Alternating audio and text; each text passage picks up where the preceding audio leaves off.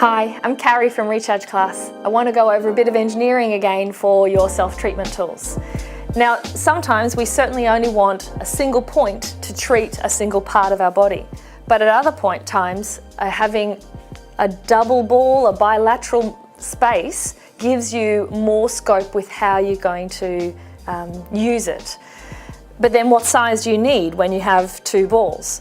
So if we've put two balls, two tennis balls or whatever, or we're using our ones, you can have them either side of your spine, and then they create just an inherent pitch, so a distance between the peaks of the two balls. So if you're a large person or you want to get good leverage, then the bigger the peaks and the bigger the height will give you more scope to play with. If you're a younger person, a smaller lady, then it might be that this smaller distance with smaller balls will give you just the amount of gap that you need to create the change in your spine, for example, across your forearms, around your feet and legs. This kind of thing depends, again, the bits at the size of the body and the movement and change that you want as to which size you might use. Good luck, enjoy it. All right, so to introducing myself is probably something I really struggle with because I generally try and do it quite quickly. And I might say, hi, I'm Nathan, I'm a myotherapist and an exercise physiologist. And that's great, but how does that really tell people what I've done and where I come from? And I'm learning that I need to sort of be a bit more descriptive in what I've done in the past and my continued attitude towards learning and other things. So initially, yeah, I started as a tennis coach years ago, and that's how I got myself through lots of study. I went and did tennis coaching and did fitness training and the like, and that all was fun and engaging, but I always needed more. So after doing tennis and fitness, and I worked in gyms and did massage and remedial massage therapy, and after that I still needed more, so I went and did my sports science. And after that I still needed more, so I did my rehab, or my postgraduate rehab, and then to be an exercise physiologist or an accredited exercise physiologist, at the same time as completing my myotherapy. And since then I realised that that's really just the key to entering into the workforce and giving me the sort of a door that I've opened up with lots of opportunities of further learning. And I'll never forget my last couple of weeks, first few weeks, and my first ever multidisciplinary practice, where I just learnt that everything I learnt was to be challenged. And from there I've just kept going and whether it be that I've gone and learnt neurodynamics and pain science, which is the vogue at the moment, or whether it be that I've gone and learnt motor control or strength and conditioning from different experts and different paradigms of training, whether I've been and learnt a lot more advanced myofascial release techniques or dry needling techniques or METs or whatever it may be. I've just kept going, and along the way you kind of learn that some of that is not so useful, but other stuff is very useful, and you define yourself in different ways. So to introduce myself, I'm someone who just keeps going and is always interested in what I'm doing and helping people and moving forward. And am I an EP or an exercise physiologist or a myotherapist anymore? Yeah, I'm all those things, but it's the person in front of you you're trying to help, and we go from there. Day to day in my practice, I will see a variety of clients. It's really anyone who's heard of me or who has come through the doors in need of assistance or help. I work in a large centre, so it means we do get variety of clients or patient needs, and it's so I'm always surprised sometimes with who comes to see me. So it could be anything from someone who is post-acute injury, or even acute on chronic injury, or just been overloading themselves through office work or through day-to-day lives. It could be someone who is in chronic pain or has a more complex condition. I also see some more of the complex chronic health conditions as well that come through from an exercise physiology point of view. And yeah, I get to see a variety of different people, which keeps life interesting and keeps it challenging as well, which is good.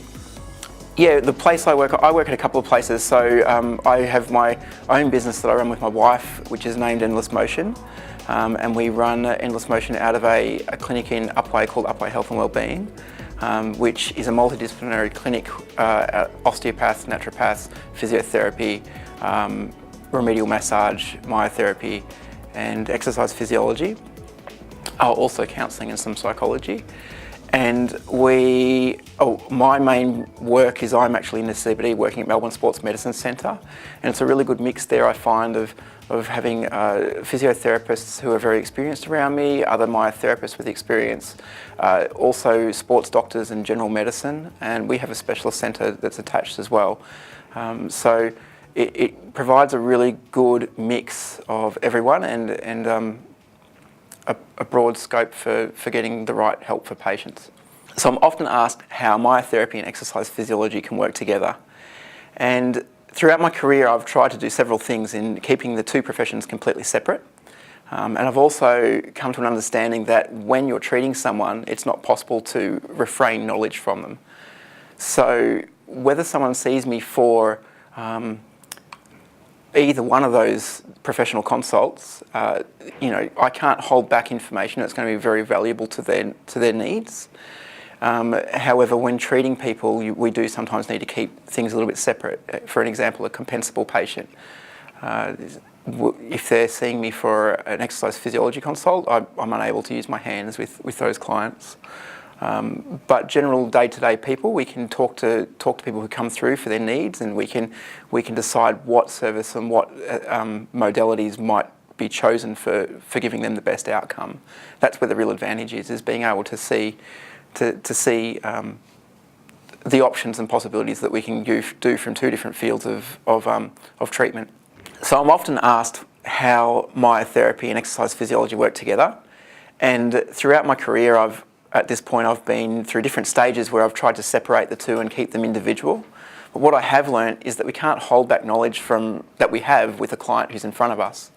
So often, even though the skill sets I apply might be different based on the client's needs and what they've come in to see me for, our discussion always delves into knowledge that I've gained throughout my initial trainings in either field or throughout the professional development and mentorship that I've had over the years.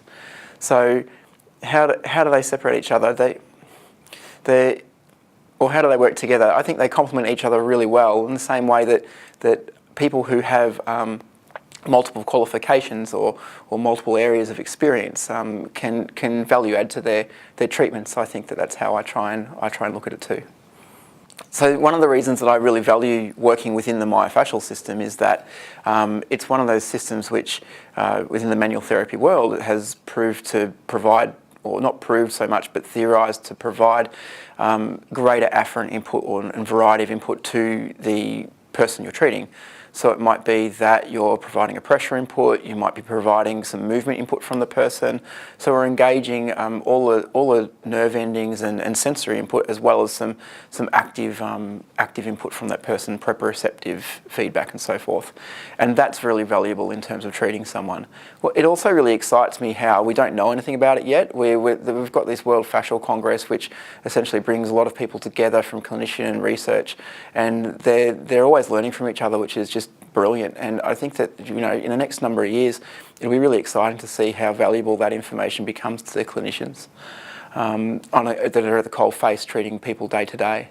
It interests me how we've just had some articles published that almost disprove some of the lines that have been touted over the years, and that just shows us that we're learning, that when we've got questions and only moderate evidence of force transduction through spiral lines and through the superficial front line and so forth, I think that really, those lines, they're fantastic, and we treat them on people for lots of different reasons, but the new research also questions what how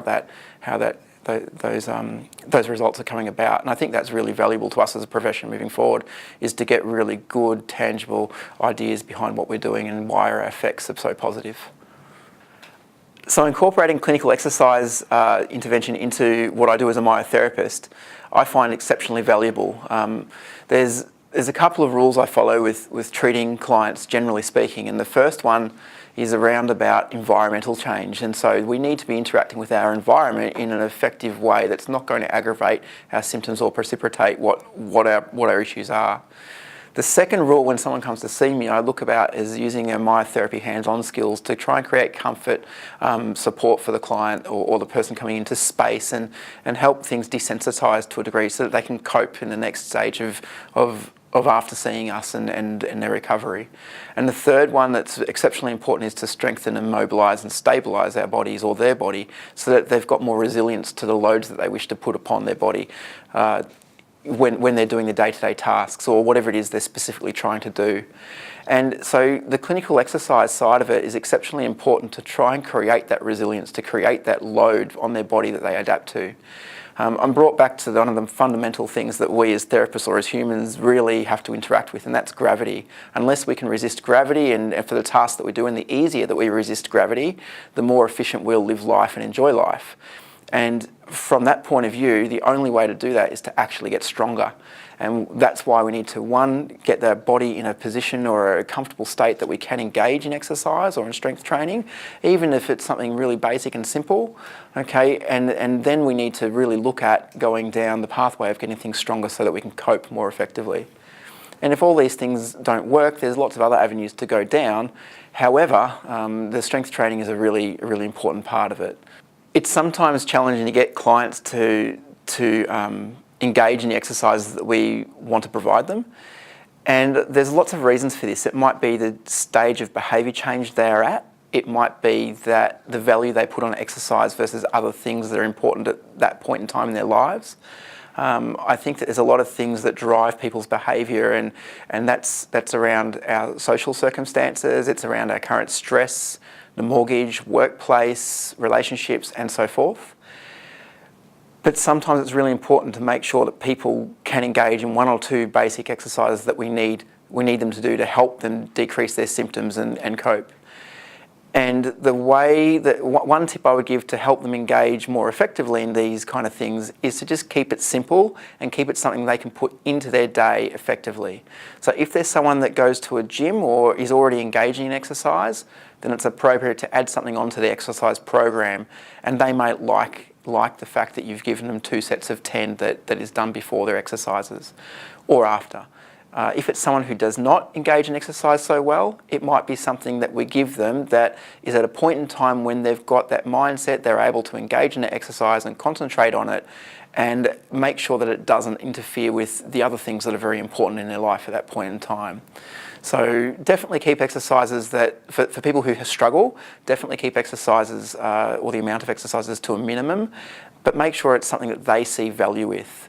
The only exercise therapy that works is one that the person is engaged with. I spent years training and learning about exercise, critiquing and different forms of exercise, and realistically, if someone doesn't engage in that exercise program, you can have all the knowledge in the world, and it's as useless as anything.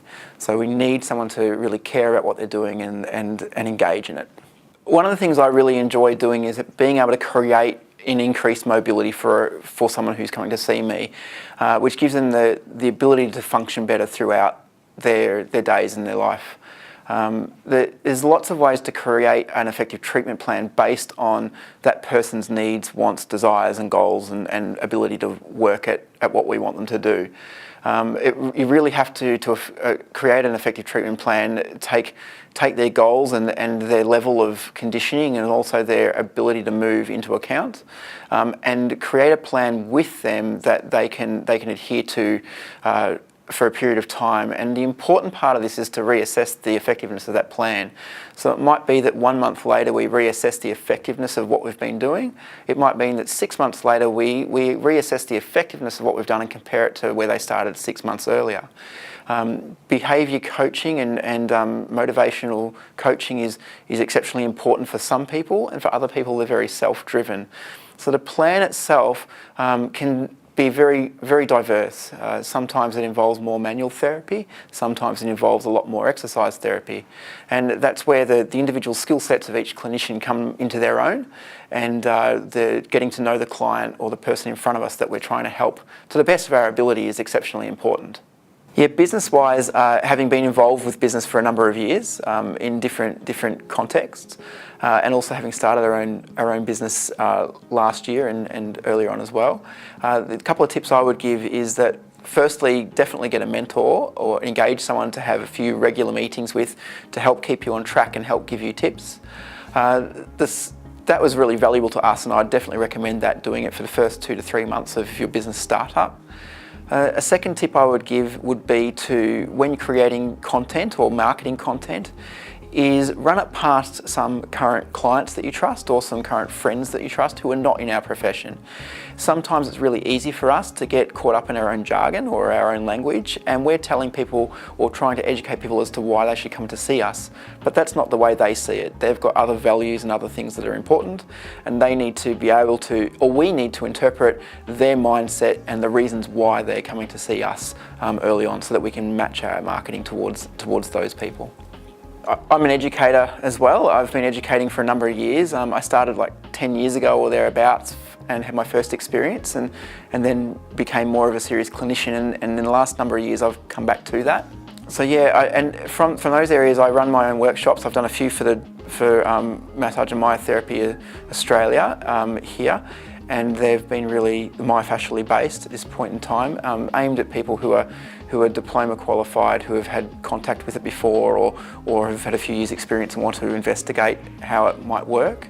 In those workshops I try and provide information that links and webinar information that they can get free online as well, to give more background, as well as provide justification for techniques that I have found to be very effective over the years. The other courses that I run are dry needling based courses. These courses I run are specifically for people who are already trained in dry needling. I run an advanced masterclass per se, which is really aimed at clinical reasoning for each client.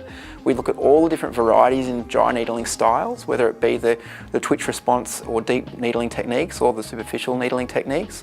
We look at how they're applied to the client in a framework of how they present in an assessment.